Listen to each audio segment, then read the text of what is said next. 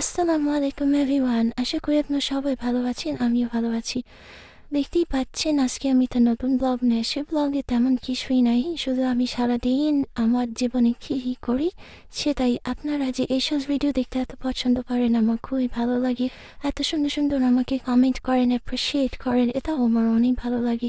সারাদিনের আমার যা কাজকর্ম থাকে, আজকে যেহেতু ছুটির দিন একটু বাড়ি পরিষ্কার করা থাকে আমি বেশি প্রেফার করি। এই শুরু করে দিলাম ঘর ঝাড়া থেকে শুরু করে বিছানা ঝাড়া, তারপর আমার ডাইনিং টেবিলটাকে একটু পরিষ্কার করা।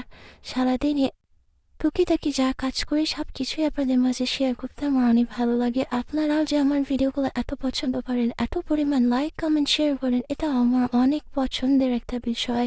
তাই এই জন্য আপনাদের জন্য বেশি বেশি আমার ভিডিও বানাইতে ভালো লাগে।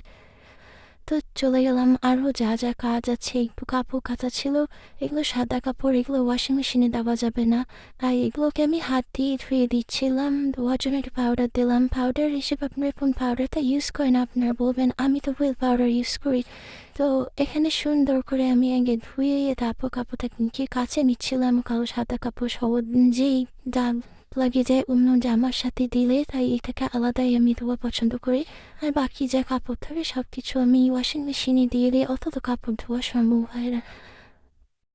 অ্যাজ এ টিচার আমি যেমন আমার স্টুডেন্টদেরকে সামলাই, তার সাথে সাথে একজন গৃহিণী হিসেবে, একজন মা হিসেবে আমাকে আমার সংসারটাকেও দেখতে লাগে। তো সংসার গোছানো, সংসারকে সুন্দর করে গুছিয়ে রাখা, এসব নিয়েই আমার এই ব্লগ থাকে।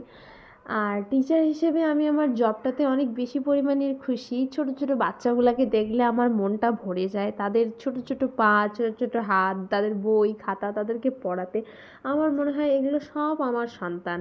একজন টিচার হিসেবে আমি নিজেকে অনেক ধন্য মনে করি।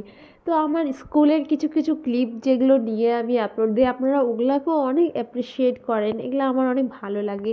ধীরে ধীরে আমার পেজটা এত গ্রো করছে শুধুমাত্র আপনাদের জন্য।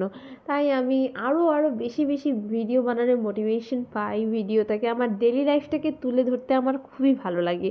আমার সাধারণ জীবনযাপন, বেশি কোনো লাক্সারিয়াস লাইফ নাই।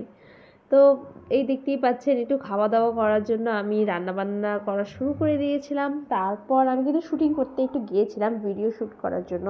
তো ওটা শেষ করার পরই ফ্রিজে মাংস ছিল, সেই মাংসটাকে আমি গরম করে নিলাম। এই গরম মাংসের সাথে আমি গরম গরম ভাত দিয়ে খাবো। আর প্রচণ্ড পরিমাণে ক্ষুধা লাগছিল আমার।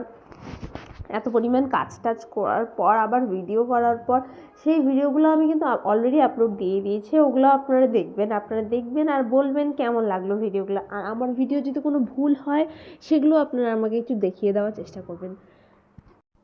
আমার রান্নাঘরটা অনেক এলোমেলো হয়েছিল, তাই রান্নাঘরটাকেও গোছাইতে হবে সুন্দর করে।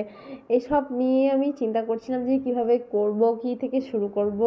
তারপর ভাবলাম থাক, আগে খাওয়া দাওয়াটাই করা যাক। তো রান্নাটা আগে ফিনিশ করে নিলাম, দেন আমি খাওয়া শুরু করব। তাই একটা প্লেট খুঁজছিলাম, প্লেটের মধ্যে সুন্দর করে একটু ধুয়ে ধায়ে নিয়ে আমি ভাতটা নেওয়ার জন্য প্রস্তুত হয়ে গেলাম। যেহেতু ভিডিও শ্যুট করছি তাই থালাটাকে একটু ডেকোরেশন তো করতেই হবে, তাই সুন্দর করে বাটিতে ভাত নিয়ে নিলাম। বাটির ভাতটা আমি সুন্দর করে প্লেটে দিয়ে দেবো, যাতে ভাতটা দেখতে সুন্দর লাগে। আমার ভাতের প্লেট রেডি হয়ে গেছে। আজকে এই পর্যন্তই। টাটা, বাই বাই, আসসালামু আলাইকুম। দেখা হবে নতুন একটা ব্লগের সাথে আপনাদের।